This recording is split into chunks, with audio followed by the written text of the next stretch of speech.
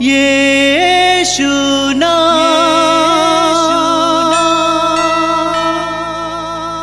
यीशु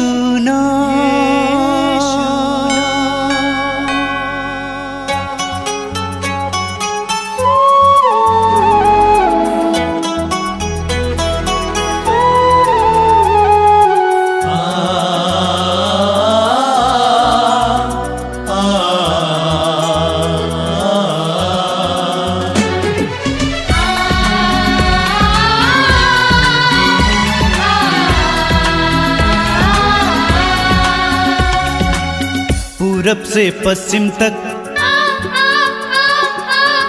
उत्तर से दक्षिण तक,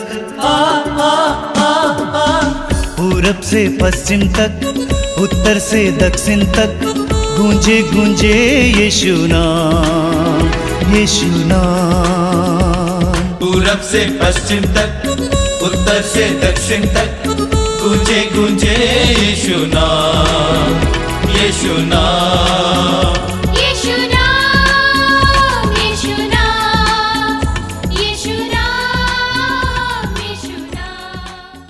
सबों को जय यीशु। क्रिस्त में प्यारे भाई और बहनों, आप सभी का मातृधाम सत्संग में हार्दिक स्वागत है। मातृधाम सत्संग में आप सभी लोग जुड़ जाते हैं, इसलिए मैं प्रभु को धन्यवाद देता हूं, क्योंकि आप सभी रोजाना इस कार्यक्रम को देखते हैं और प्रभु को धन्यवाद देते हैं और प्रभु के करीब आते हैं। तो आइए मैं फिर एक बार आप सभी का धन्यवाद देता हूं इस सुंदर समय के लिए, सुंदर दिन के लिए। इस सत्संग में आप सभी का फिर एक बार मैं हार्दिक स्वागत और अभिनंदन करता हूं। हम बढ़ते वचन में स्तोत्र ग्रंथ 47 पद संख्या 2,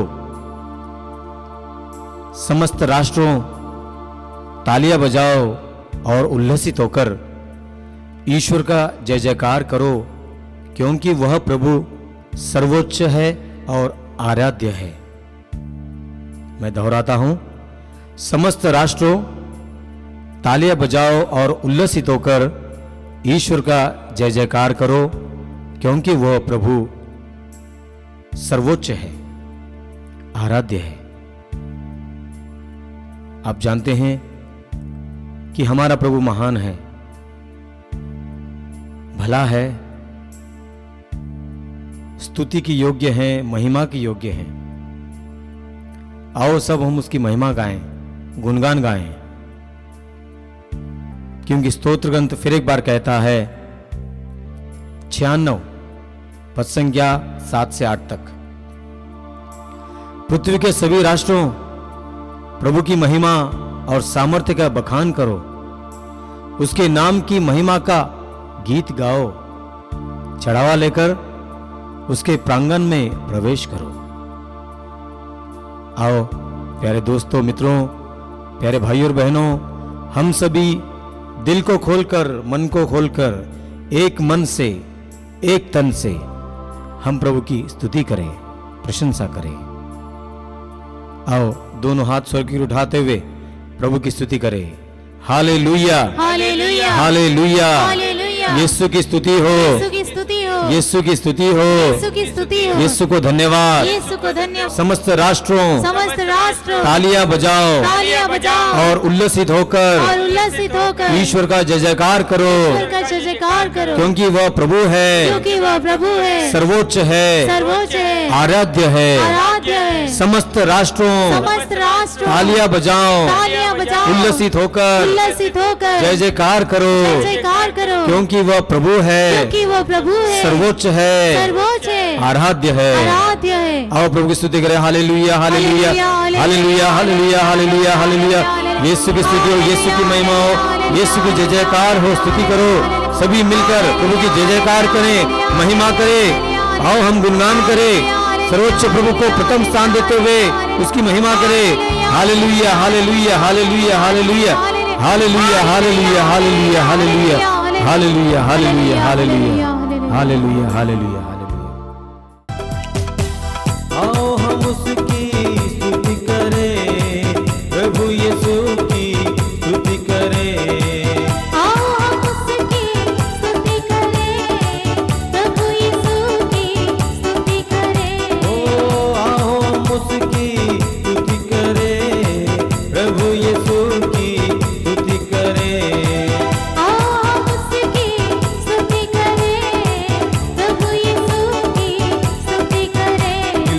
मिलाकर करे, स्वर मिलाकर करे उसकी जय जयकार। दिल मिलाकर करे, स्वर मिलाकर करे उसकी जय जयकार। Hallelujah hallelujah hallelujah hallelujah hallelujah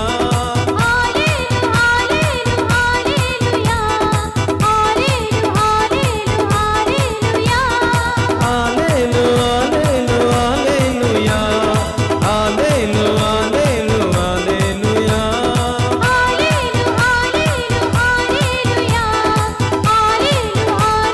hallelujah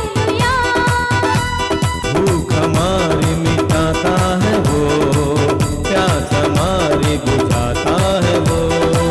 भूख हमारी मिटाता है वो, प्यास हमारी बुझाता है वो। भूख हमारी मिटाता है वो, प्यास हमारी बुझाता है वो।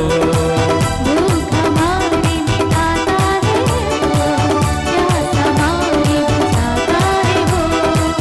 अंधियारे की ज्योति है वो, बंदे का मुक्ति दाता है वो। अंधियारे की ज्योति है वो, बंदी का मुक्ति दाता है वो। अंधियारे की ज्योति है वो, बंदे का मुक्ति दाता है वो।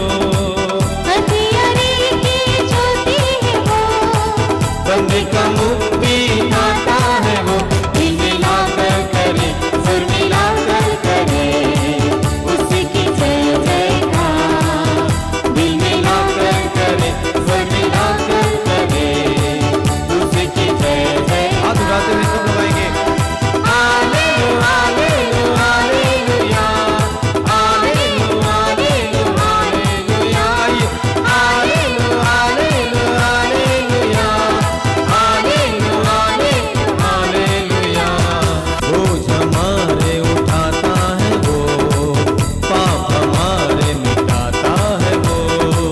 बोझ हमारे उठाता है वो, पाप हमारे मिटाता है वो। बोझ हमारे उठाता है वो, पाप हमारे मिटाता है वो। बोझ हमारे उठाता है वो, पाप हमारे मिटाता है वो। न्याय प्रेम का भंडार वो, अलग डरिया प्रेमी है वो। न्याय प्रेम का भंडार है वो, अलग डरिया प्रेमी है वो। न्याय प्रेम का भंडार वो, अलग डरिया प्रेमी है वो। दिल मिलाकर करे, सुर मिलाकर करे उसकी जय जयकार। दिल मिलाकर करे, सुर मिलाकर करे उसकी जय जयकार। हाथ बोले हाले हालेलुया हालेलुया हालेलुया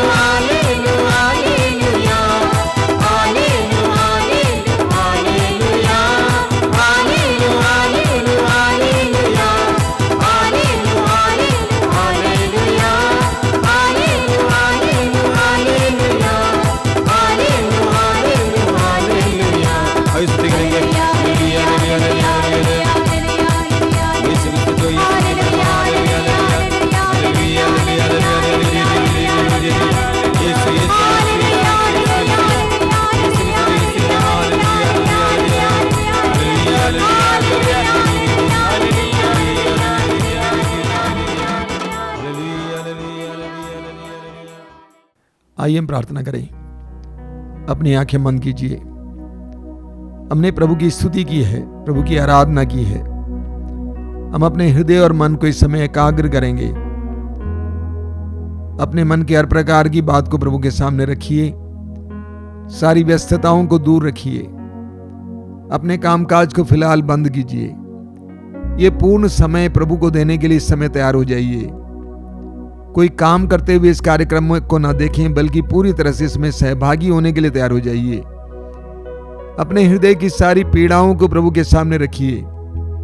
इस सत्संग में भाग लेते समय पूरे मन से विश्वास और भरोसे के साथ भाग लीजिए। प्रभु से कहिए कि प्रभु, मेरे जीवन में बहुत सारी पीड़ाएं हैं, बहुत सारी समस्याएं हैं। उन सारी बातों को मैं इस समय तेरे सामने रखता हूं। मैं विश्वास करता हूं कि तेरे लिए कुछ भी असंभव नहीं है। मेरी परिस्थितियों को तू बदलने में समर्थ है, सक्षम है। प्रभु यीशु, तूने कहा है विश्वास करने वालों के लिए सब कुछ संभव है। मैं विश्वास करता हूं, तुझ पर भरोसा रखता हूं। तूने कहा तुझ पर भरोसा रखने वाले, विश्वास करने वाले चमत्कार और चिन्ह प्रकट करेंगे। मैं विश्वास करता हूं प्रभु, इस समय अपने जीवन की और अपने परिवार की समस्याओं को तेरे सामने रखता हूं।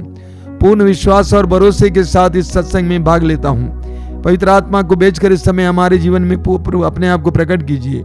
मेरे प्रिय भाई और बहनों, अपनी आंखें बंद कीजिए, अपने मन को एकाग्र कीजिए, हृदय को एकाग्र कीजिए, प्रभु में लीन हो जाइए। अपने जीवन की परिस्थितियों को प्रभु के सामने लाइए। पवित्र आत्मा के लिए अपने हृदय और मन को इस समय खोलिए। बोलिए, पवित्र आत्मा आइए मेरे जीवन में, मेरे परिवार में आइए, मेरी परिस्थितियों में आइए। पवित्र आत्मा ही हमारी परिस्थितियों को बदलने में समर्थ है, सक्षम है। पवित्र आत्मा के हाथों में अपने आप को समर्पित कीजिए। एक नन्हे बालक की तरह पूरी तरह से प्रभु के हाथ में समर्पित कीजिए। अपने आप को समर्पित करके अपनी आंखें बंद करके पवित्र आत्मा के लिए प्रार्थना करेंगे। पवित्र आत्मा का आह्वान करते हुए हमारे भाई और बहनें गीत गाएंगे। हम उनके साथ मिलकर इस समय पवित्र आत्मा का आह्वान करेंगे, प्रार्थना करेंगे कि पवित्र आत्मा आइए। ये सत्य की आत्मा, शक्ति की आत्मा, ये शांति और प्रेम की आत्मा मुझ में और मेरे परिवार में, मेरे कम्युनिटी में उतर आइए। प्रार्थना में लीन हो जाइए। पावन आत्मा मुझ में आ, पावन आत्मा मुझ में आ, पावन आत्मा मुझ में आ, तू पावन आत्मा मुझ में आ। पावन आत्मा मुझ में आ, पावन आत्मा मुझ में आ, पावन आत्मा मुझ में आ, तू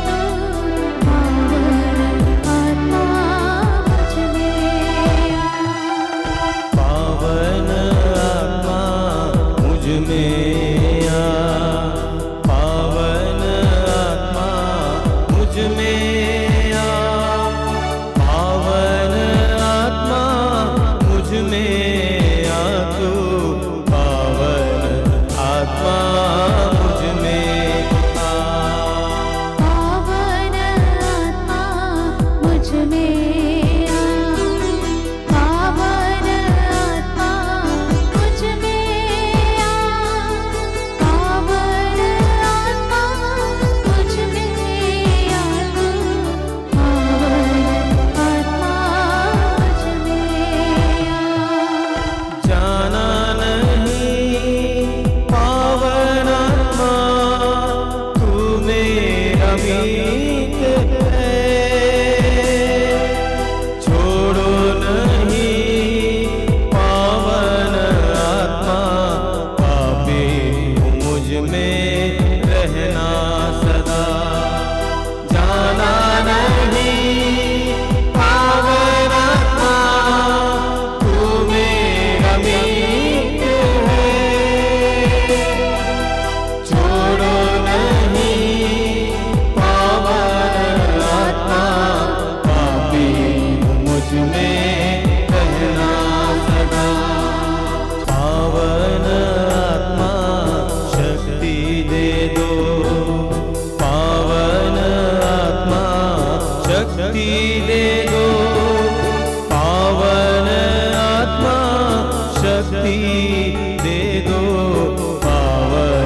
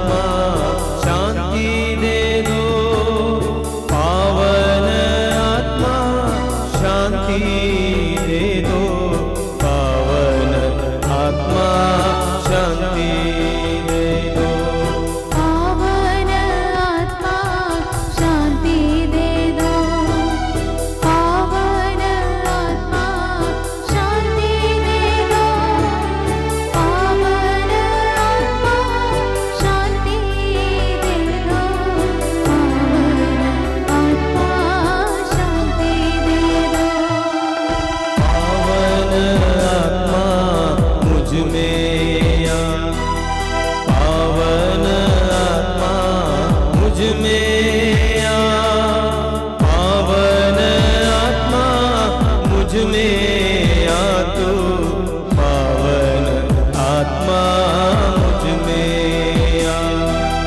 पावन आत्मा मुझ में आ, पावन आत्मा मुझ में आ, पावन आत्मा मुझ में आ तू, पावन आत्मा मुझ में आ।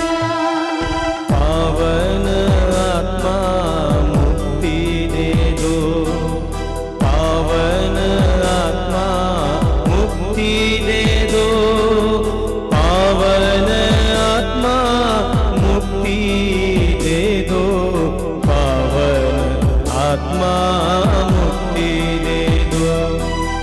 पावन आत्मा मुक्ति दे दो, पावन आत्मा मुक्ति दे दो, पावन आत्मा मुक्ति दे दो, पावन आत्मा मुक्ति दे दो। जाना नहीं पावन आत्मा, तू मेरा मीत है, छोड़ो नहीं पावन आत्मा, पापी मुझ में रहना सदा। जाना नहीं पावन आत्मा, तू मेरा मीत है, छोड़ो नहीं पावन आत्मा, पापी मुझ में रहना सदा, पापी मुझ में रहना सदा, पापी मुझ में रहना सदा, पापी मुझ में रहना सदा। अपनी आंखें खोलिए, सबको जयसु। मेरे प्रिय भाई और बहनों, मैं जानता हूं कि हम सभी लोग इस समय अपने अपने कार्यों में व्यस्त होते जा रहे हैं। हम बीते दिनों को भूल जाते हैं कि जब हम खाली थे और उस समय अलग अलग प्रकार के आध्यात्मिक कार्यक्रमों के लिए अपना समय देते थे। इस व्यस्तता के बावजूद आप इस कार्यक्रम को देखने के लिए, इस कार्यक्रम में सहभागी होने के लिए समय निकालते हैं, मैं आपको बधाई देता हूं। हमारे जीवन में एक संतुलन होना ज़रूरी है। काम अति आवश्यक है, परिश्रम अति आवश्यक है, प्रेम और पारिवारिक रिश्ता अति आवश्यक है, लेकिन उसके साथ साथ प्रभु के प्रति हमारे समर्पण और हमारी भक्ति को भी बनाए रखना ज़रूरी है। प्रभु यीशु ने यूहन्ना के सुसमाचार के अध्याय 15 उसके वाक्य 8 में कहा है, मेरे पिता की महिमा इसमें है कि तुम बहुत फल उत्पन्न करो और मेरे शिष्य बने रहो। प्रभु कहते हैं मेरे पिता की महिमा इसमें है कि तुम बहुत फल उत्पन्न करो और मेरे शिष्य बने रहो। ईश्वर चाहता है कि हम बहुत फल उत्पन्न करें अपने परिश्रम के द्वारा, मेहनत के द्वारा, प्रार्थना के द्वारा। उसके साथ साथ प्रभु ईश्वर ये भी चाहता है कि हम लोग यीशु के शिष्य बने रहें। मैंने देखा कई लोग अपने जीवन में बहुत ज़्यादा फल उत्पन्न करने लगते हैं तो वे प्रभु को भूल जाते हैं, प्रभु का शिष्यत्व भूल जाते हैं। लेकिन हम विश्वासियों को एक संतुलन बनाए रखना चाहिए। काम काज के बावजूद भक्ति, प्रार्थना और प्रभु के लिए समय निकालने की आवश्यकता है। पवित्र वचन के लिए समय निकालने की आवश्यकता है। मैंने देखा है इस संसार में बड़े बड़े कार्य करने वाले लोग ऐसे होते हैं जिनके पास सबके लिए समय है। उसके परिवार के लिए समय है, प्रभु और भक्ति के लिए भी समय है, साथ साथ अपने काम काज के लिए भी समय है। हमें बंदरों की तरह नहीं बनना चाहिए कि एक पेड़ से दूसरे पेड़ पर, एक डाली से दूसरी डाली पर कूदने वाले बंदर। हमारे प्रतिदिन के जीवन में जो काम काज करना होता है उसको करना ज़रूरी है। बिना परिश्रम के, बिना पुरुषार्थ के हम कुछ भी पा नहीं सकते हैं। लेकिन उसके साथ साथ हमें प्रभु के लिए भी समय और स्थान देना ज़रूरी है। मैं आपको बधाई देता हूं कि आप इस सत्संग में भाग ले रहे हैं, समय दे रहे हैं, प्रभु के साथ बैठे हैं, प्रभु का वचन सुन रहे हैं। प्रभु के पवित्र वचन के द्वारा हमें रोशनी मिलती है, हमारे जीवन के लिए पथ मिलता है, हमारे अंधकार में मन और हृदय को एक प्रकाश मिल जाता है। पवित्र वचन के द्वारा प्रभु हमें स्पर्श करते हैं, हमें चंगा करते हैं। इसलिए प्रभु के पवित्र वचन को सुनने के लिए हमें अपने कानों को खोलना चाहिए, समय देना चाहिए। बार बार मैंने उदाहरण दिया है लूकास अध्याय 5 का। पेतरुस ने प्रभु यीशु को वचन सुनाने के लिए अपनी नाव दी। रात भर परिश्रम करने पर भी पेतरुस और उनके साथियों ने एक भी मछली नहीं पकड़ पाए, लेकिन प्रभु के लिए अपनी नाव देने के बाद प्रभु ने प्रतिफल के रूप में एक बहुत बड़ा चमत्कार वहां पे किया। क्या चमत्कार है? ढेर सारी मछलियां। यही हमारी भी स्थिति है। जब हम प्रभु के लिए समय निकालते हैं, प्रभु का वचन सुनने के लिए अपने कान देते हैं, तो प्रभु हमारे जीवन में भी ढेर सारे चमत्कार दिखाएंगे। मैं आपका स्वागत करता हूं आज के सत्संग में। प्रभु आपको आशीष दें, प्रभु आपको हर प्रकार के अनुग्रह से भर दें। मेरे प्रिय भाई और बहनों, संत पौलुस अपने पत्रों में विश्वासियों को, मसीहियों को संत कहते हैं। मसीहियों को और विश्वासियों को संबोधित करते हुए पौलुस कहते हैं संत, आप संत हैं। हर विश्वासी और हर मसीही संत बनने के लिए बुलाया गया है। एक दूसरे के लिए अनुकरणीय जीवन जीने के लिए बुलाया गया है। एक विश्वासी का जीवन, एक मसीही के जीवन अनुकरणीय होना चाहिए। एक दूसरे के लिए अच्छा उदाहरण बनने के लिए बुलाया गया है। हमें मकाबियों के दूसरे ग्रंथ के अध्याय 6 में एक 90 साल के बुजुर्ग के बारे में पढ़ने को मिलता है। उनका नाम था एलियाजर। 90 साल की उम्र में आगामी पीढ़ियों को अच्छा उदाहरण देने के लिए उन्होंने मौत को स्वीकार किया। बहुत सुंदर कहानी है। मैं आपको पढ़ के सुनाऊंगा, पूरा पढ़ के सुनाऊंगा, कृपया ध्यान देकर सुनेंगे। वचन में लिखा हुआ है, मकाबियों का दूसरा ग्रंथ उसके अध्याय 6 वाक्य 18 से, एलियाजर मुख्य शास्त्रियों में एक था। वह बहुत बूढ़ा हो चला था और उसकी आकृति भव्य तथा प्रभावशाली था। वह अपना मुंह खोलने और सुअर का मांस खाने के लिए बाध्य किया जा रहा था, किंतु उसने कलंकित जीवन की अपेक्षा गौरवपूर्ण मृत्यु को चुना। देखिए, ये उस समय की बात है जब यहूदी लोग यूनानी शासकों के अधीन थे। यूनानी शासकों ने यहूदियों पर घोर अत्याचार किया, उनको अपने धार्मिक नियमों को छोड़ने के लिए बाध्य किया, उनको ईश्वर के द्वारा दिए गए नियमों को छोड़ने के लिए बाध्य किया, और यहूदियों के लिए सुअर का मांस खाना मना था, अपराध था। लेकिन यूनानी शासकों ने उनको सुअर का मांस खाने के लिए बाध्य किया, और जो ऐसा मांस नहीं खाते थे उनको मार डाला गया। वचन में हम पढ़ते हैं, वह सुअर का मांस उगल कर स्वेच्छा से उस स्थान की ओर बढ़ा जहां कोड़े लगाए जाते थे। ऐसा उन लोगों को करना चाहिए जिन्हें जीवन का मोह छोड़कर वर्जित भोजन स्वीकार करने का साहस है। एलियाजर ने क्या किया? आगे लिखा हुआ है, उस अवैध भोजन का प्रबंध करने वाले एलियाजर के पुराने परिचित थे। उन्होंने उसे अलग ले जाकर उससे अनुरोध किया कि वह ऐसा मांस मंगवाकर खाएं जो वर्जित ना हो और जिसे उसने स्वयं पकाया हो, और राजा के आदेश का अनुसार बलि का मांस खाने का स्वांग मात्र करें, अभिनय करें। इस प्रकार वह मृत्यु से बच सकेगा और पुरानी मित्रता के कारण उसके साथ अच्छा व्यवहार किया जाएगा। जब एलियाजर को बताया जा रहा था कि आपको सुअर का मांस खाना है, एलियाजर ने उसका तिरस्कार किया, तो उसके मित्र ने कहा कि आप अपनी इच्छा के अनुसार जो मांस खाना चाहें खाएं, लेकिन ये अभिनय करें कि मैं सुअर का मांस खा रहा हूं। इस प्रकार वो मृत्यु के से बच सकेगा और पुरानी मित्रता के कारण उसके साथ अच्छा व्यवहार किया जाएगा। किंतु उसने एक उत्तम निश्चय किया। क्या निश्चय किया?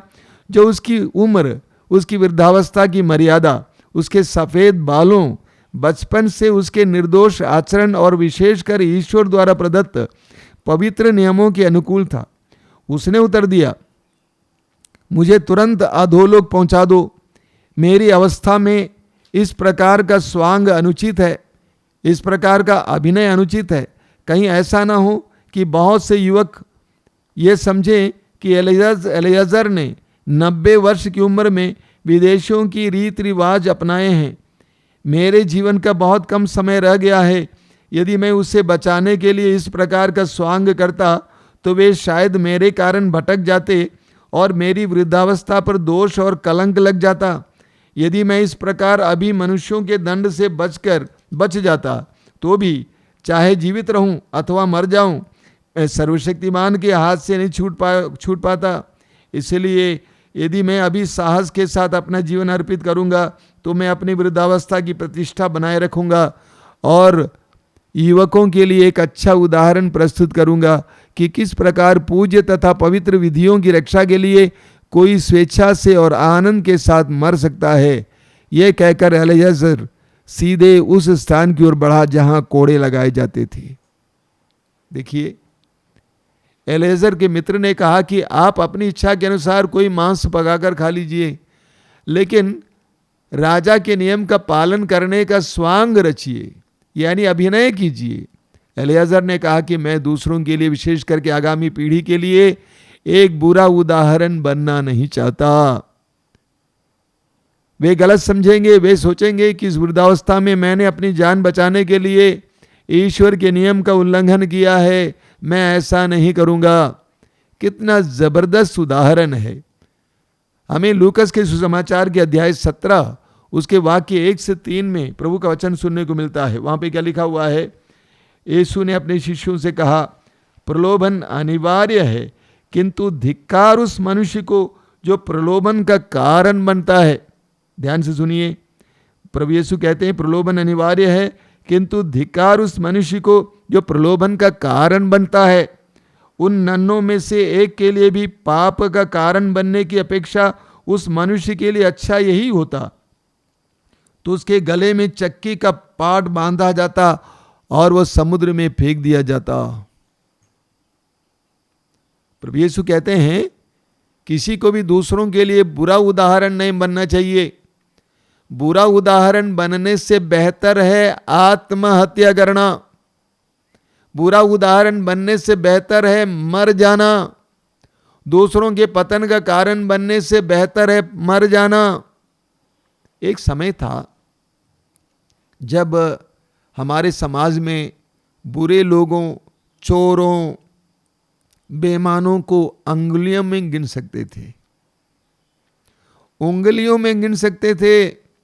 लेकिन आज ऐसा जमाना आ गया जब अच्छे और ईमानदार और पवित्र लोगों को उंगलियों में गिनना पड़ता है। जमाना कितना बदल गया है। आज बड़े से बड़े नेता, बड़े से बड़े लोग, समाज के बड़े से बड़े लोग दूसरों के लिए बेईमानी और भ्रष्टाचार की सबक दे रहे हैं। धार्मिक नेता हो, अन्य प्रकार के नेता हो, दूसरों के लिए बुरे उदाहरण बन रहे हैं। आए दिन बहुत ज्यादा बुराइयों के बारे में हमें सुनने को मिलता, बलात्कार के बारे में, लैंगिक कुकृतियों के बारे में सुनने को मिलता। क्या कारण है? नर नारियां एक दूसरे के लिए प्रलोभन का कारण बन रहे हैं। हमारे वेशभूषा को देखें, लोग कैसे वेशभूषा पहनते हैं, कैसे कैसे कपड़े पहनते हैं। कभी कभी मुझे लगता है कि उनको तो कपड़ों से दुश्मनी है। इस तरह कपड़े पहनते हैं कि वे अपने गुप्तांगों को किसी तरह से प्रदर्शित कर सके, प्रत्यक्ष रूप से या परोक्ष रूप से प्रदर्शित कर सके, और उसको देखने वाले उत्तेजित हो जाते हैं, वासना युक्त हो जाते हैं, वासना को तृप्त करने के लिए, बुराई करने के लिए, अपराध करने के लिए तैयार हो जाते हैं। हम एक दूसरे के लिए प्रलोभन का कारण बन रहे हैं। मैं अक्सर लोगों से बोला करता हूं, प्रभु यीशु ने पर विश्वास करने वाले हम लोग प्रभु में पवित्र बनाए गए हैं और हमें अपने शरीर को दूसरों के लिए पतन और प्रलोभन का कारण नहीं बनने देना है। हम लोग पवित्र लोग हैं, हम लोग प्रभु पर विश्वास करने वाले हैं। हमें अपने शरीर को कभी भी दूसरों के पतन के लिए कारण नहीं बनाना चाहिए, प्रलोभन के लिए कारण नहीं बनाना चाहिए। देखिए संत पेतरुस क्या कहते हैं, बहुत सुंदर बात कहते हैं। पेतरुस का पहला पत्र अध्याय 3 वाक्य 3 और 4 शायद आपने बार बार सुना होगा। आप लोगों का श्रृंगार बाहरी केश प्रसाधन, स्वर्ण आभूषण तथा सुंदर वस्त्र नहीं हो। देखिए पेतरुस कहते हैं आप लोगों का श्रृंगार बाह्य केश प्रसादन, स्वर्ण आभूषण तथा सुंदर वस्त्र नहीं हो, वह हृदय के अभ्यंतर का विनम्र तथा शांत स्वभाव का अनश्वर अलंकरण हो। देखिए, ये जो बाह्य बातें हैं वो अनश्वर नहीं है, नश्वर है। युवावस्था में आप अपने को डेंटिंग पेंटिंग करते हैं, अपने को सुंदर बनाए रखने की कोशिश करते हैं, ये शाश्वत नहीं है, ये अनश्वर नहीं है, ये मिटने वाला है। पेतरुस कहते हैं कि वह हृदय के अभ्यंतर का विनम्र तथा शांत स्वभाव का अनश्वर अलंकरण हो। एक व्यक्ति की सुंदरता इन बातों में है, हृदय के अभ्यंतर का विनम्र तथा शांत स्वभाव, जो ईश्वर की दृष्टि में महत्व रखता हो। हमें एक दूसरे के लिए प्रलोभन का कारण नहीं बनना चाहिए, बल्कि एक दूसरे के लिए अनुकरण का कारण बनना चाहिए, एक दूसरे के लिए प्रोत्साहन का कारण बनना चाहिए, एक दूसरे के लिए पवित्रता का कारण बनना चाहिए। आज बहुत सारी युवतियां परेशान हैं, उनके साथ गलत व्यवहार किया जाता है। क्या कारण है? उन्होंने गलत सिग्नल दिया है। वे गलत सिग्नल देते हैं और वे फंस जाते हैं। हमें दूसरों के लिए पतन के लिए कारण नहीं बनना चाहिए। एजेकिएल नबी के ग्रंथ में एक बहुत सुंदर पाठ आपको पढ़ने को मिलेगा। एजेकिएल नबी का ग्रंथ उसके अध्याय 9 में हम पढ़ते हैं। एजेकिएल नबी का ग्रंथ उसके अध्याय 9 में एजेकिएल नबी ने एक सुंदर दृश्य देखा। उस दृश्य में ईश्वर विनाश के दंड देने वाले दूतों को आदेश देता है। क्या आदेश देता है? ईश्वर ने आदेश दिया, नगर के आर पार जाओ, सारे यरूशलेम में घूमकर उन लोगों को पता लगाओ जो वहां हो रहे विभत्स कार्य कर्मों के कारण रोते और विलाप करते हैं, और उनके मस्तक पर ताव अक्षर का चिन्ह अंकित करो। प्रभु ने दंड देने वाले दूतों, विनाश के दूतों को आदेश दिया कि वे पूरे यरूशलेम में घूमें और यरूशलेम शहर में जो जो बुराइयां हो रही हैं उन बुराइयों पर रोने वालों को देखें और उनके मस्तक पर ताव अक्षर लगाएं, और जो ऐसे अक्षर नहीं लगाए गए हैं उन लोगों को मार डालो। वचन में लिखा हुआ है, आगे लिखा हुआ है, तुम बूढ़ों, नवयुवकों और नवयुवतियों को, दुधमुए बच्चों और स्त्रियों को दया किए बिना मारो, किंतु जिन पर ताव अक्षर का चिन्ह अंकित है उन पर हाथ मत लगाओ। प्रभु ईश्वर ने उनसे कहा कि जाकर यरूशलेम में ढूंढ निकालो कितने लोग जो बुराइयां हो रही हैं उसके लिए रो रहे हैं, कलप रहे हैं। यानी उस जमाने में यरूशलेम में हो रही बुराइयों के लिए लोग रो नहीं रहे थे, कलप नहीं रहे थे। लोगों ने बुराइयों के साथ समझौता कर लिया है। ये आज की भी समस्या है। लोगों ने बुराइयों के साथ समझौता कर लिया है। बड़े से बड़े लोग, अच्छे से लोगों ने बुराइयों के साथ समझौता कर लिया है। मैं तो कहूंगा आज मनुष्य ने पाप बोध, भलाई और बुराई का बोध खो दिया है। कुछ साल पहले एक जवान युवती आई थी, पढ़ी लिखी हैं, प्रोफेशनल हैं, एक बहुत बड़ी समस्या लेकर आई थी। करीब 32 साल की उम्र की थी उस समय। उसने कहा कि मेरे अंदर लैंगिक समस्या है, कोई बुरी आदत आ गई। तो मैंने पता लगाने का प्रयास किया। तो उसने कहा कि मेरे बचपन में मुझे मेरे पिताजी के बिस्तर से एक अश्लील किताब मिली थी और इस अश्लील किताब को मैं भी पढ़ने लगी। मेरे अंदर भी वासना आने लगी, मैं भी बुराई का शिकार बन गई, मेरे अंदर बुरी आदत आ गई। आज सर्वत्र लोग बुराई से मेल मिलाप किए हुए हैं, बुराई को अपना चुके हैं, बुराई से समझौता कर लिए हैं। कितनी दयनीय अवस्था है। और प्रभु कहते हैं लूकास अध्याय 17 वाक्य 3 में कि जो बुराई के लिए कारण बनते हैं, दूसरों के लिए बुरा उदाहरण बनते हैं, उनके लिए अच्छा होता कि वे मर जाते। हमें लूकास के सुसमाचार के अध्याय 4 में पढ़ने को मिलता है, उसके वाक्य 18 और 19 में, कि प्रभु यीशु कफरनाउम के सभागृह में थे और उन्होंने इस्यास नबी के ग्रंथ का वो अंश लिया और पढ़ा। प्रभु का आत्मा मुझ पर छाया रहता है, उसने मेरा अभिषेक किया, उसने मुझे भेजा है जिससे मैं दरिद्रों को सुसमाचार सुनाऊं, बंदियों को आज़ादी और अंधों को दृष्टिदान का संदेश सुना दूं, दलितों को स्वतंत्र करूं और अनुग्रह का वर्ष घोषित करूं।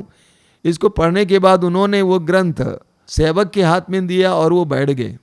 वाक्य 20 में लिखा हुआ है, सब लोगों की दृष्टि यीशु पर टिकी हुई थी। सब लोगों की दृष्टि यीशु पर टिकी हुई थी। मेरे प्रिय भाई और बहनों, ये जानिए, ये मानिए, लोगों की नजर हम पर लगी हुई है। लोगों की नजर हम पर लगी हुई है कि आप माँ बाप हैं। ये मत भूलिए, आपके बच्चों की नजरें आप पर लगी हुई हैं। मम्मी पापा क्या करते हैं, कहाँ जाते हैं, किनके साथ उठते बैठते हैं, क्या बात करते हैं। बच्चों की नजरें और बच्चों के कान आप पर लगे हुए हैं, और आप जो कुछ करते हैं उसका बहुत बड़ा असर आपके बच्चों पर पड़ता है। आज बहुत सारे माँ बाप अपने बच्चों के लिए ही बुरे उदाहरण बने हुए हैं। गाली गलौज, गंदी बातें, झगड़ा, मारपीट, बच्चे सब देखते हैं। माँ बाप बच्चों के लिए बुरा उदाहरण बने हुए हैं। एफेसियों के पत्र के अध्याय 6 उसके वाक्य 4 में संत पौलुस कहते हैं, पिताओं आप यीशु की तरह अपने बच्चों को शिक्षा दिया करो, उपदेश दिया करो, प्रभु की तरह। प्रभु ने हमें कैसे शिक्षा दी? प्रभु ने वचन के द्वारा जरूर शिक्षा दी, लेकिन अपने कार्यों के द्वारा भी शिक्षा दी। प्रभु ने कहा कि अपने दुश्मनों को प्यार करो, जो तुम पर अत्याचार करते हैं उनके लिए प्रार्थना करो, और प्रभु ने यह करके दिखाया। प्रभु ने अपने शिष्यों के पैरों को धोया और कहा कि इसी तरह तुम भी एक दूसरे के पैर को धो। प्रभु ने यूदस जैसे व्यक्ति को अपने करीब रखा और उसके साथ नरमी से बर्ताव किया अंत तक, और हमें सिखाते हैं इसी तरह तुम भी प्यार करो।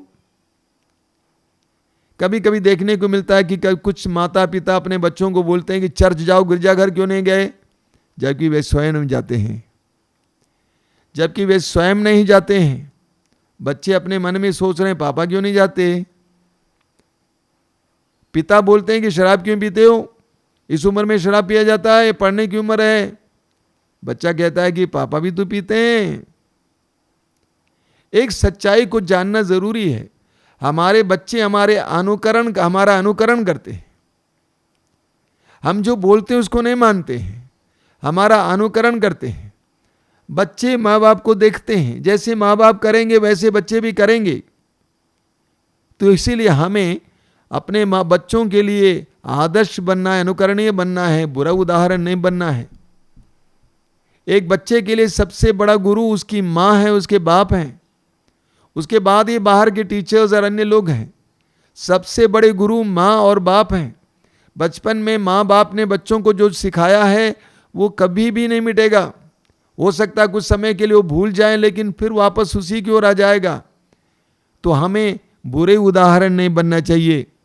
क्या आप कलीसिया के अधिकारी हैं, अगुआ हैं, क्या आप पुरोहित हैं, धर्म बहन हैं? इस बात को नहीं भूलना चाहिए कि लोगों की नजरें आप पर लगी हुई हैं। आप कैसे जीते हैं, आप क्या बात करते हैं, आप किसके साथ घूमते फिरते हैं, आप क्या खाते पीते हैं, आपकी जीवन शैली क्या है, लोगों की नजरें हम पर लगी हुई हैं। हम पढ़ते हैं संत पौलुस तिमोथी के पत्र में, पहले पत्र में संत पौलुस तिमोथी को समझाते हैं। तिमोथी के पहले पत्र के अध्याय 4 उसके वाक्य 12 में कहते हैं, तुम्हारी कम उम्र के कारण कोई तुम्हारा तिरस्कार ना करे। तुम वचन, कर्म, प्रेम, विश्वास और शुद्धता में विश्वासियों के आदर्श बनो। तिमोथी कलीसिया के अगुआ थे। पौलुस कहते हैं तुम वचन, कर्म, प्रेम, विश्वास और शुद्धता में विश्वासियों के आदर्श बने हो। तुम वचन में, कर्म में, प्रेम में, विश्वास में और शुद्धता में विश्वासियों के आदर्श बनो।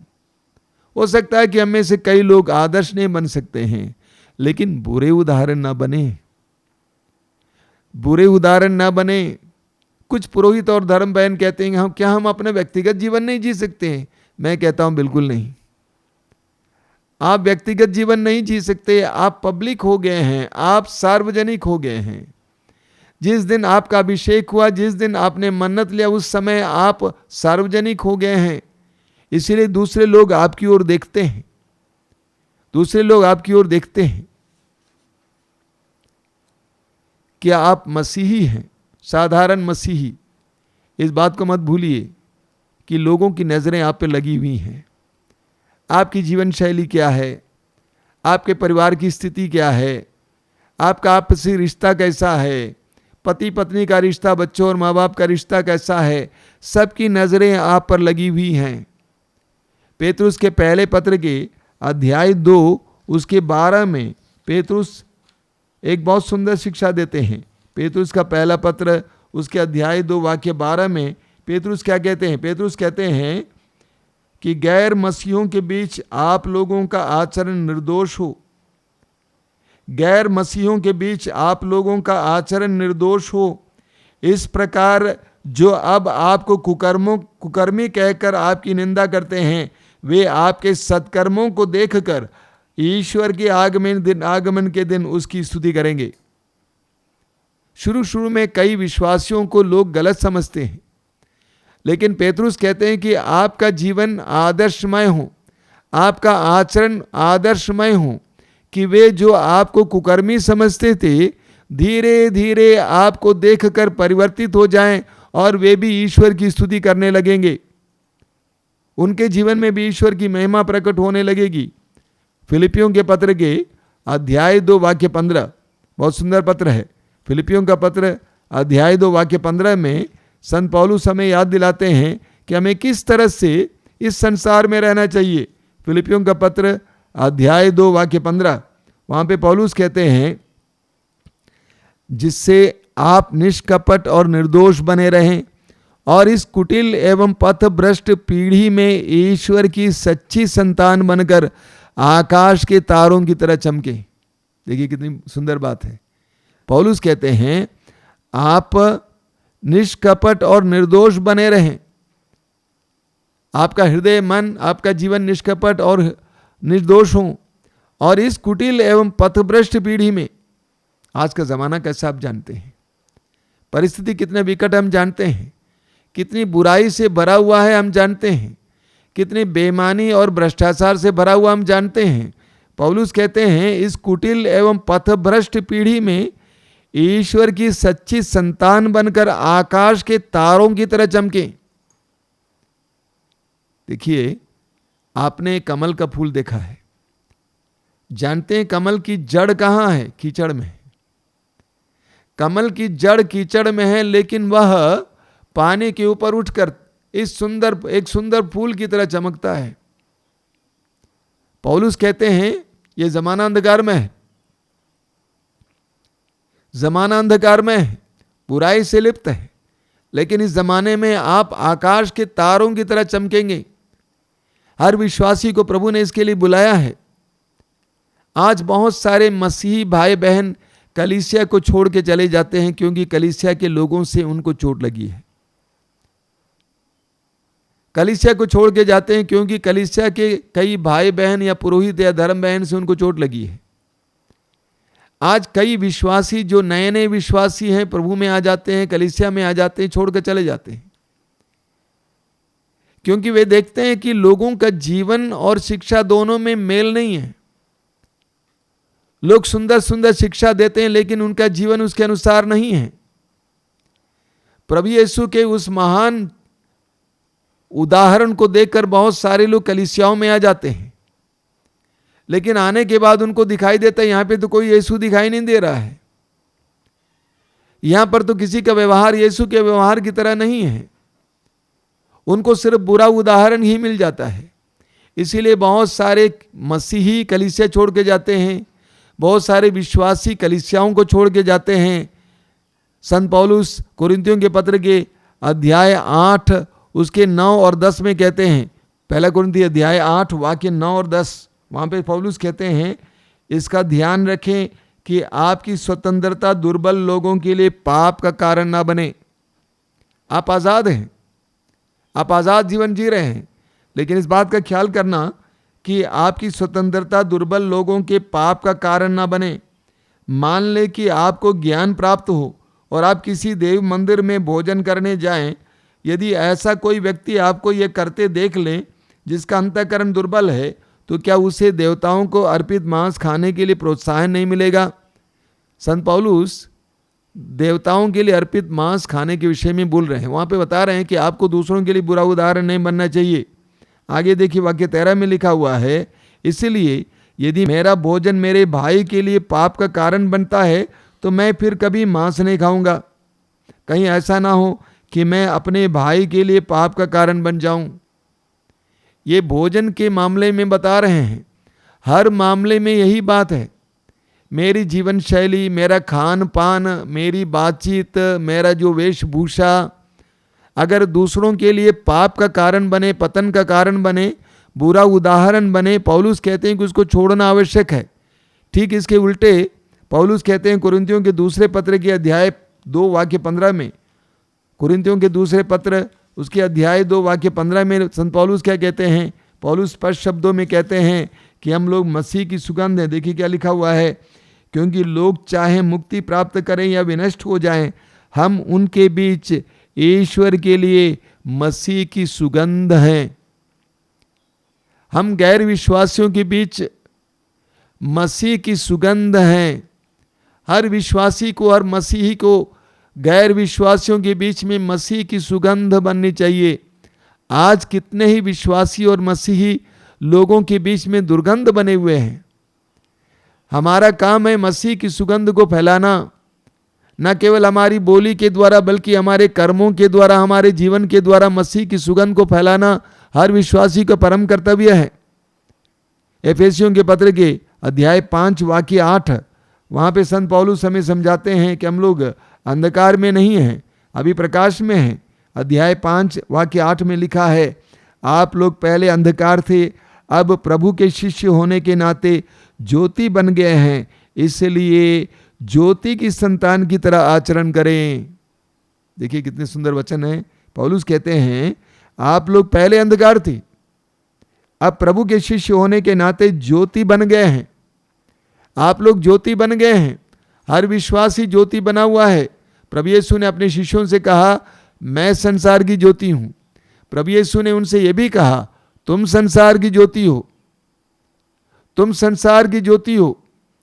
और प्रभु यीशु ने कहा कि तुम्हारे भले कार्यों को देखकर लोग स्वर्गीय पिता की महिमा करें।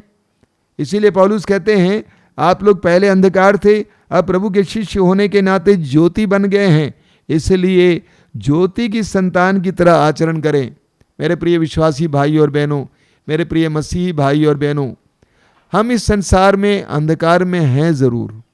संसार में बहुत अंधकार है, हमें उससे मेल नहीं खाना चाहिए, हमें उससे मिल नहीं जाना चाहिए, बल्कि हम ज्योति बनने के लिए बनाए गए हैं। हमें दूसरों के लिए अनुकरणीय आदर्श प्रस्तुत करने की आवश्यकता है।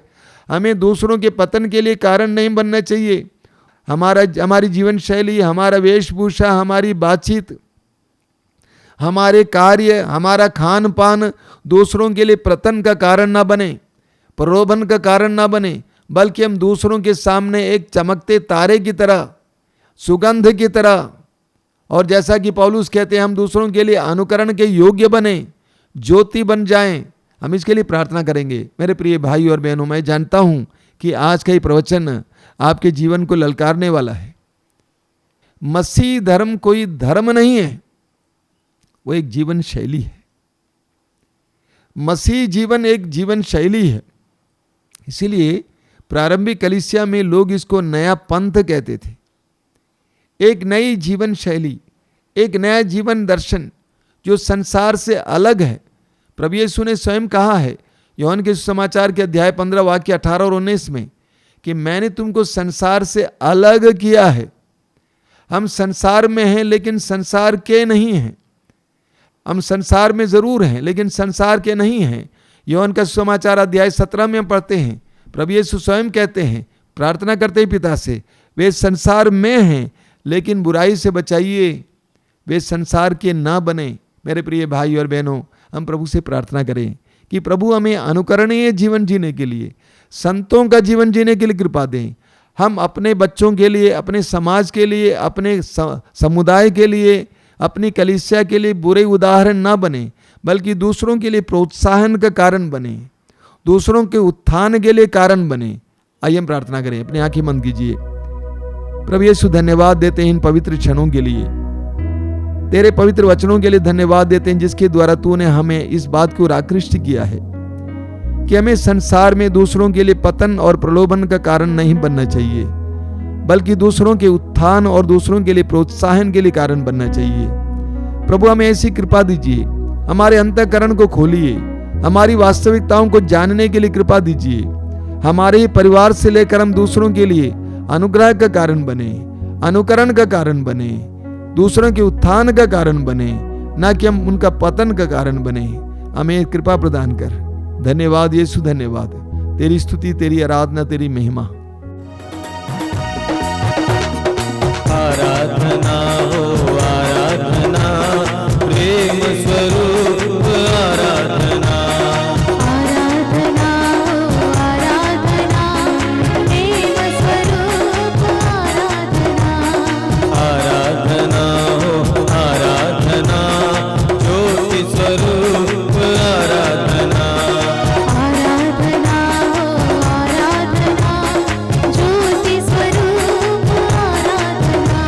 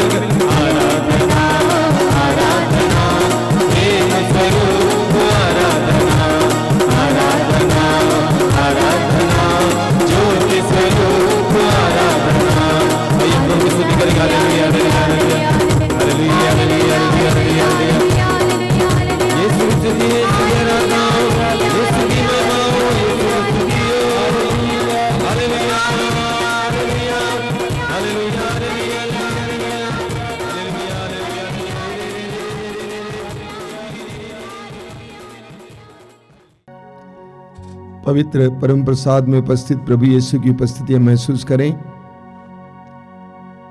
उस महान प्रभु के सामने अपने आप को पूरी तरह से समर्पित करें। आंखें बंद कीजिए। आप जहां कहीं भी बैठे इस समय प्रभु की उपस्थिति अनुभव करना। आपका ईश्वर, आपका प्रभु, आपको मां के गर्भ में बुनने वाला, आपको मां की गोद से लेकर आज तक संभालने वाला उस महान प्रभु की उपस्थिति अनुभव करना। अपने हृदय को प्रभु की उपस्थिति के लिए खोलना। इस समय बोलना, प्रभु मेरे जीवन में आइए, मेरे जीवन में आइए यीशु, मेरे परिवार में आइए, मेरे हृदय में आइए, मेरे बंधनों को खोलने के लिए, मुझे स्वतंत्र करने के लिए, हर प्रकार के बंधन से मुझे आजाद करने के लिए मेरे जीवन में आइए यीशु, आइए मेरे परिवार में आइए यीशु, हर प्रकार की अशांति को दूर करने के लिए, हर तरह के विभाजन को दूर करने के लिए, मेल मिलाप की कमी को दूर करने के लिए, हमारी तंगी और बेरोजगारी को दूर करने के लिए आइए यीशु, आइए। यीशु का स्वागत करना। याद कीजिए प्रभु ने क्या कहा है प्रकाशना ग्रंथ अध्याय 3 उसके वाक्य 20 में, मैं द्वार पर खड़ा होकर खटखटा रहा हूं, यदि कोई मेरी वाणी सुनकर मेरे लिए द्वार खोल देगा, मैं आकर उसके साथ भोजन करूंगा और वह मेरे साथ। ये प्रभु की प्रतिज्ञा है।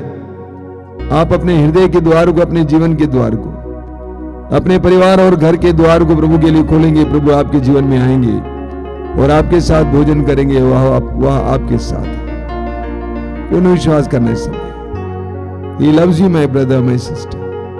वो आपको प्यार करते हैं, आपका ख्याल करते हैं, आपको आजाद करना चाहते हैं हर प्रकार के बंधन से, हर तरह की बुराई के फंदे से वो आपको छुड़ाना चाहते हैं।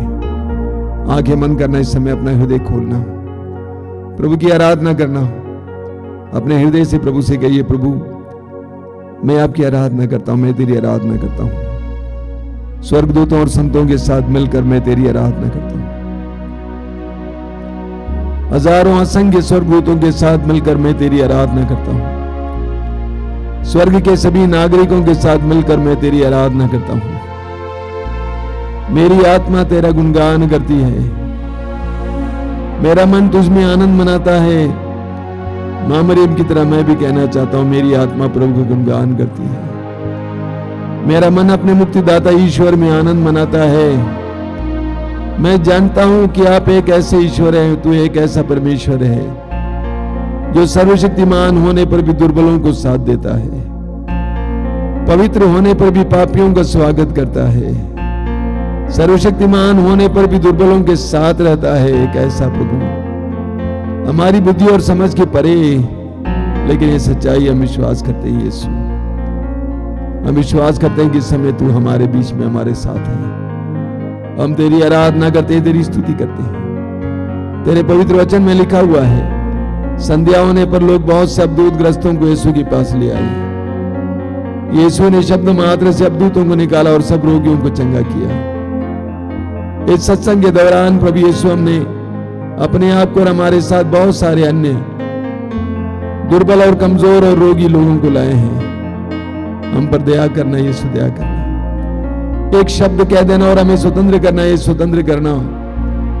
आइए प्रभु की स्तुति और आराधना करेंगे। बोलिए hallelujah, hallelujah, hallelujah, hallelujah, hallelujah, hallelujah. Yeshu मेरी शक्ति है, यीशु मेरी शक्ति है, यीशु मेरा बल है, यीशु मेरा बल है। Hallelujah, hallelujah, hallelujah, hallelujah. हे प्रभु मेरे बल, हे प्रभु मेरे बल, मैं तुझे प्यार करता हूँ। मैं तुझे प्यार करता हूँ। हे प्रभु मेरे बल, हे प्रभु मेरे बल, मैं तुझे प्यार करता हूँ। मैं तुझे प्यार करता हूँ। प्रभु मेरी चट्टान है, प्रभु मेरी चट्टान है, मेरा गढ़ और मेरा भरोसा, मेरा गढ़ और मेरा भरोसा, मेरा गढ़ और मेरा उद्धारक, मेरा गढ़ और मेरा उद्धार। ईश्वरी मेरी चट्टान है, ईश्वरी मेरी चट्टान है, जहाँ मुझे शरण मिलती है, जहाँ मुझे शरण मिलती है। है, वही मेरी ढाल है, वही मेरी ढाल है, मेरा शक्तिशाली मेरा शक्तिशाली उद्धार करता उद्धार करता और आश्रयदाता और आश्रयदाता। प्रभु धन्य है। प्रभु धन्य है, मैंने उसकी दुहाई दी मैंने उसकी दुहाई दी और मैं अपने शत्रुओं पर विजयी हुआ। मैं अपने शत्रुओं पर विजयी हुआ। मैं मृत्यु के पास में पड़ गया था, मैं मृत्यु के पास में पड़ गया था, विनाश की प्रचंड धारा विनाश की प्रचंड धारा बह रहा था, बह रहा था। मैं अधोलोक के जाल में मैं अधोलोक के जाल में फंस गया था। फंस गया था। मेरे मेरे लिए मृत्यु का फंदा मृत्यु का फंदा बिछाया गया था। छाया गया था। मैंने अपने संकट में मैंने अपने संकट में प्रभु को पुकारा। प्रभु को पुकारा। मैंने अपने संकट में मैंने अपने संकट में प्रभु को पुकारा। प्रभु को पुकारा। मैंने अपने ईश्वर की मैंने अपने ईश्वर की दुहाई दी। दुहाई दी। उसने अपने मंदिर में उसने अपने मंदिर में मेरी वाणी सुनी। मेरी वाणी सुनी। उसने अपने मंदिर में उसने अपने मंदिर में मेरी वाणी सुनी। मेरी वाणी सुनी। मेरी दुहाई मेरी दुहाई उसके कान तक पहुंच गई। कान तक पहुंच गई। Hallelujah, hallelujah, hallelujah, hallelujah, hallelujah, hallelujah, hallelujah, hallelujah, hallelujah, hallelujah, hallelujah, hallelujah, hallelujah. Hallelujah. अपने दोनों हाथ उनके ऊपर उठाइए और उस समय स्वतंत्र होकर प्रभु की स्तुति और आराधना करते जाइए। Hallelujah, hallelujah, hallelujah. मुंह खोलिए, मुंह खोलिए, मुंह खोलिए। Hallelujah, hallelujah, hallelujah, hallelujah, hallelujah, hallelujah, hallelujah. धन्यवाद, धन्यवाद, धन्यवाद, धन्यवाद, धन्यवाद, हालेलुया।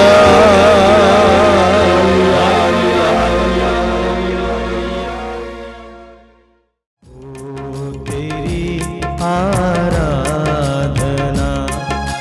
यीशु मेरे नाम, हो सदा तेरी वंदना यीशु मेरे नाम। हो तेरी आराधना यीशु मेरे नाम, हो सदा तेरे वंदना यीशु मेरे नाम। ओ तेरी आराधना यीशु मेरे नाम, ओ सदा तेरी वंदना यीशु मेरे नाम।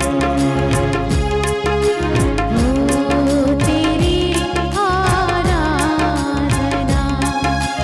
यीशु मेरे नाम, हो सदा तेरी वंदना यीशु मेरे नाम।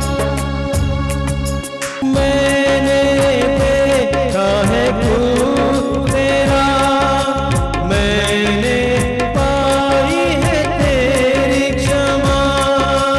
मैंने देखा है क्रूस तेरा, मैंने पाई है तेरी क्षमा। मैंने देखा है क्रूस तेरा, मैंने पाई है तेरी क्षमा। मैंने देखा है क्रूस तेरा, मैंने पाई तेरी क्षमा। तेरे पावन रक्त के द्वारा, पावन रक्त के द्वारा अपनाया मुझे मुक्त किया। हो तेरी आराधना यीशु मेरे नाम, हो सदा तेरी वंदना यीशु मेरे।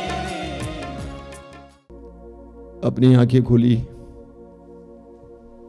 मेरे प्रिय भाई और बहनों। मार्कुस के समाचार के अध्याय 5 उसके वाक्य 36 में हम पढ़ते हैं, प्रभु यीशु ने जायरूस से कहा, डरिए नहीं, बस विश्वास कीजिए। जायरूस को खबर मिल गई कि उनकी बेटी छोटी सी बालिका मर चुकी थी। प्रभु ने उससे कहा, डरिए नहीं, बस विश्वास कीजिए। डर अविश्वास का चिन्ह है। डर अविश्वास का द्योतक है। जब हमारा विश्वास कमजोर हो जाता है, जब हमारा विश्वास दृढ़ नहीं है, तो हमारे अंदर डर आ जाता है। भूत प्रेत के बारे में, अंधकार के बारे में, भविष्य के बारे में आशंकाएं आ जाती है, उत्कंठाएं आ जाती है, भय आ जाता है, चिंताएं आ जाती है। ये सब डर का ही रूप है। विश्वास की कमी से हमारे अंदर डर छा जाता है। प्रभु यीशु अपने शिष्यों के साथ नाव में थे, हम जानते हैं सुसमाचार में। नाव डूबने को हो गई। प्रभु यीशु को शिष्यों ने जगाया, कहा कि प्रभु हमें बचाइए।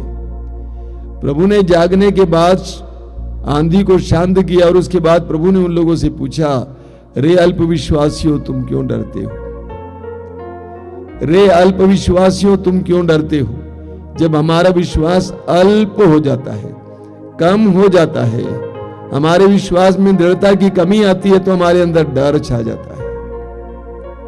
ठीक इसके विपरीत आप देखिए स्तोत्र 131 में लिखा हुआ, वाक्य 2 में बहुत सुंदर वचन है। वहां क्या लिखा हुआ है? मां की गोद में सोए हुए दूध छुड़ाए बच्चे के सदृश मेरी आत्मा शांत और मौन है। देखिए सुंदर, मां की गोद में सोए हुए दूध छुड़ाए बच्चे के सदृश मेरी आत्मा शांत और मौन है। ठीक उसी बच्चे की तरह मेरी आत्मा मुझ में है। एक बच्चा अपनी मां के गोद में कितना शांत है। क्यों शांत है? क्योंकि उस बच्चे को उसकी मां के प्यार पर भरोसा है। वह इसीलिए बिंदास हो जाता है मां की गोद में, क्योंकि वो सोचता है, जानता है कि मेरी मां मुझे उठाकर फेंकेगी नहीं, मेरी मां मुझे सुरक्षा देगी। मां के प्यार पर उसको विश्वास है, दृढ़ विश्वास, इसीलिए वो बिंदास हो जाता है। मैं आपको एक छोटा सा उदाहरण देता हूं। मान लीजिए एक छोटा सा लड़का है, उसकी मां यहां खड़ी है और वो लड़का खेल रहा था। उसकी मां के अगल बगल में बहुत मोटी मोटी औरतें भी खड़ी हैं। उसकी मां बहुत कमजोर औरत है, दुर्बल है शारीरिक रूप से। उस बच्चे को दूर से कुत्ता दौड़ाने लगता है और वो बच्चा दौड़कर किसके पास आएगा? मां के पास आएगा या सबसे मोटी औरत के पास जाएगा? मां के पास जाएगा। हालांकि वो जानता है कि मेरी मां शारीरिक रूप से अन्य औरतों से कमजोर है, इसके बावजूद वो मां की ओर दौड़ता है। क्यों? क्योंकि उसको अपनी मां के प्यार पर भरोसा है और वो मां को पकड़ लेता है, लिपट जाता है। हालांकि उसकी मां कमजोर थी अन्य नारियों की तुलना में, लेकिन वो विश्वास करता था कि मेरी मां मुझे प्यार करती है। जब ईश्वर पर हमारा विश्वास, उसके प्यार पर हमारा विश्वास मजबूत है, ध्यान देना, कई लोगों का विश्वास है, प्रभु हमें चंगा कर सकता है, ये कर सकता है, वो कर सकता है। क्या ईश्वर के प्रेम पर आपको विश्वास है? क्या विश्वास है कि मेरा प्रभु मुझे प्यार करता है? मत्ती अध्याय 7 वाक्य 11 में प्रभु यीशु स्वयं कहते हैं, बुरा होने पर भी तुम अपने बच्चों को सहज अच्छी चीजें देते हो, तो तुम्हारा स्वर्गीय पिता मांगने वालों को अच्छी चीजें क्यों नहीं देगा? एक ऐसा विश्वास कि मेरा पिता, मेरा प्रभु भला है और वो अच्छी चीजें ही दे सकता है। जिसके अंदर इस प्रकार का दृढ़ विश्वास है, अपने प्रभु के प्रेम पर दृढ़ विश्वास है, उसके अंदर शांति बनी रहती है। चाहे कैसी भी अचानक परिस्थितियां बिगड़ जाएं, वह आश्वस्त रहता है, क्योंकि वो जानता है कि मेरा ईश्वर मुझे प्यार करता है और वो मुझे कभी भी बुराई दे ही नहीं सकता, क्योंकि वो भलाई का स्रोत है। ईश्वर के प्रेम पर आपका विश्वास दृढ़ होता जाएगा, आपका डर भागता जाएगा, एक एक डर भागता जाएगा। शैतान से, भूत प्रेत से, दुष्ट आत्माओं से, भविष्य की आशंकाओं से, लोगों से, परिस्थितियों से डर मिटता जाएगा। क्यों? क्योंकि आपको ईश्वर के प्रेम पर विश्वास है। ईश्वर के प्रेम पर विश्वास। इसलिए प्रभु यीशु ने कहा, मेरे प्रेम में दृढ़ बने रहो, मेरे प्रेम में दृढ़ बने रहो। यूहन्ना अध्याय 15 वाक्य 9 में, मेरे प्रेम में दृढ़ बने रहो। प्रभु हम सबको प्यार करते हैं। ये विश्वास अपने हृदय में रख लो। एक दृढ़ विश्वास इस समय रखना कि मेरा ईश्वर, बाइबल में जिस ईश्वर के बारे में बताया गया, वो प्रेमी है और वो मुझे प्यार करता है, वो मुझे त्याग नहीं सकता। मेरा दृढ़ भरोसा है, विश्वास है कि वो मुझे छोड़ नहीं सकता है। इसलिए मैं निर्विघ्न, निसंकोच अपना जीवन जीऊंगा।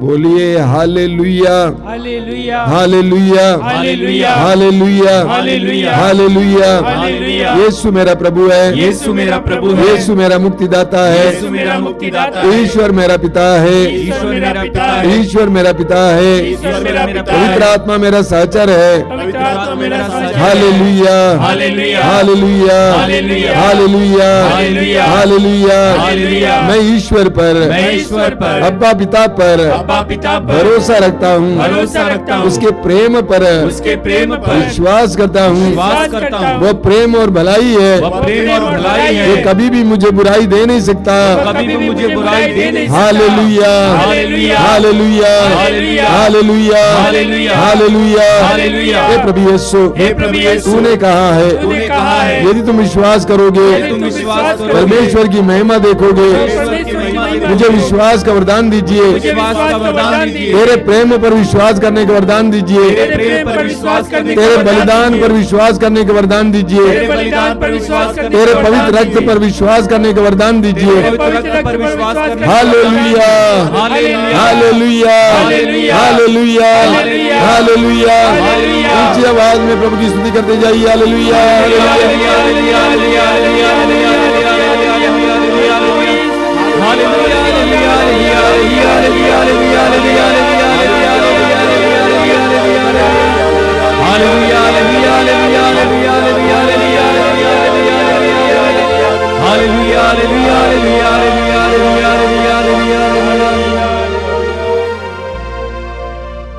हमारे बीच में जो लोग रोगी हैं उनके लिए समय प्रार्थना हो रही है।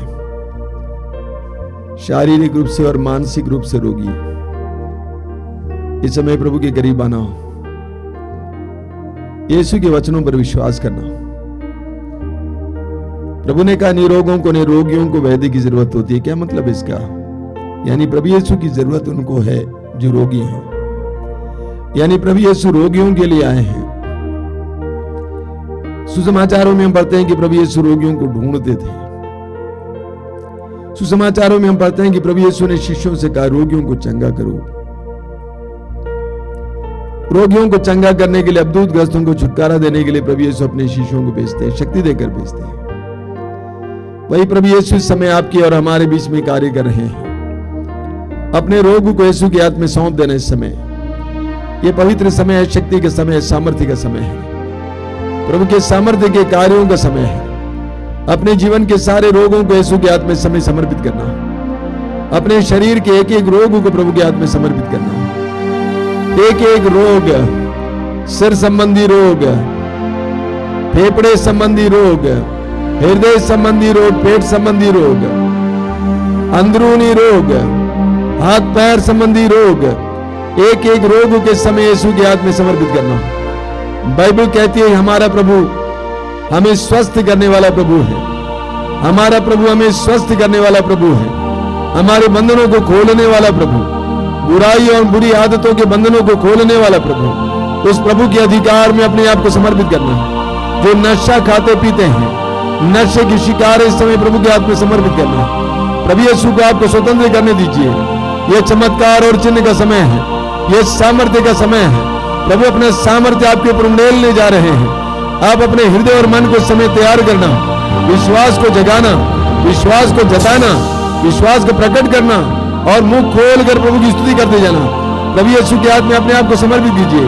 अपने रोगों को समर्पित कीजिए। यीशु के परम पावन नाम पर हर प्रकार के रोग से छुटकारा मिले, उनके पवित्र रक्त का सामर्थ्य प्रकट हो जाए। यीशु के पवित्र रक्त का सामर्थ्य प्रकट हो जाए।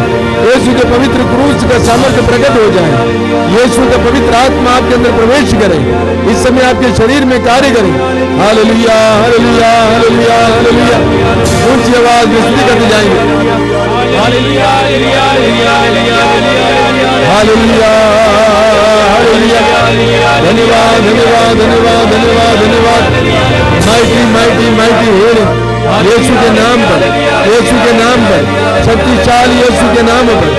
Mighty healing, mighty healing, mighty healing, mighty healing.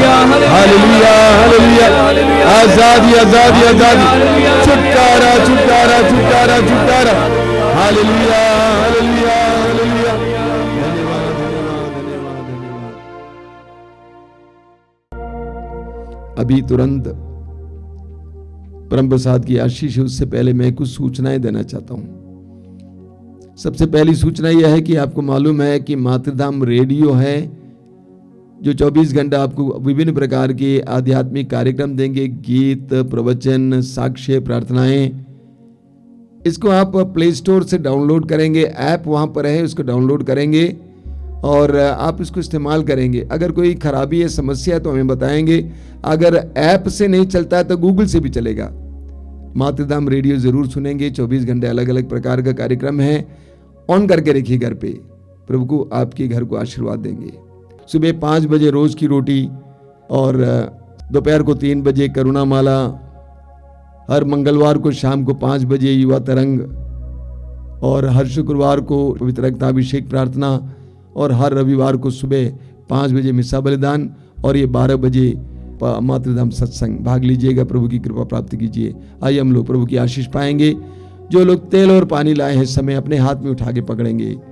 प्रभु से प्रार्थना कीजिए, प्रभु इस तेल को और इस जल को शुद्ध कीजिए, पवित्र कीजिए, इसमें अपनी शक्ति उंडेल दीजिए।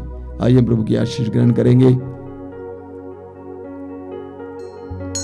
बोलिए हालेलुया, हालेलुया, हालेलुया, हालेलुया। प्रभु की स्तुति हो, प्रभु की स्तुति हो, प्रभु की आराधना हो। प्रभु की आराधना हे हो। प्रभु यीशु, हे प्रभु यीशु, इस जल को, इस जल को, इस तेल इस तेल को को आशीर्वाद दीजिए, आशीर्वाद दीजिए। तेरी कृपाओं से भर दीजिए, तेरी कृपाओं से भर दीजिए। इसे शुद्ध और पवित्र कीजिए। इसे शुद्ध और पवित्र कीजिए। जो भी इसे ग्रहण करें, जो भी इसे ग्रहण करे, जो भी इसे धारण करें, जो भी इसे धारण उन्हें करे, चंगाई मिले, उन्हें चंगाई मिले, अद्भुतों से छुटकारा मिले। अद्भुतों से छुटकारा मिले। Hallelujah, hallelujah, hallelujah, hallelujah, hallelujah. Hallelujah. ये दिल भरा आभार से साथ तुम्हारा पाके, कहे तो कैसे कहे प्रभु तुमको धन्यवाद, तुमको धन्यवाद। ये दिल भरा आभार से साथ तुम्हारा पाके, कहे तो कैसे कहे प्रभु तुमको धन्यवाद, तुमको धन्यवाद। ये दिल भरा है प्यार से जो मिला तुमसे, ये दिल भरा है प्यार से जो मिला तुमसे, कहे तो कैसे कहे प्रभु तुमको धन्यवाद, तुमको धन्यवाद। ये दिल भरा आभार से साथ तुम्हारा पाके, कहे तो कैसे कहे प्रभु तुमको धन्यवाद, प्रभु तुमको धन्यवाद, तुमको धन्यवाद, तुमको धन्यवाद, तुमको धन्यवाद।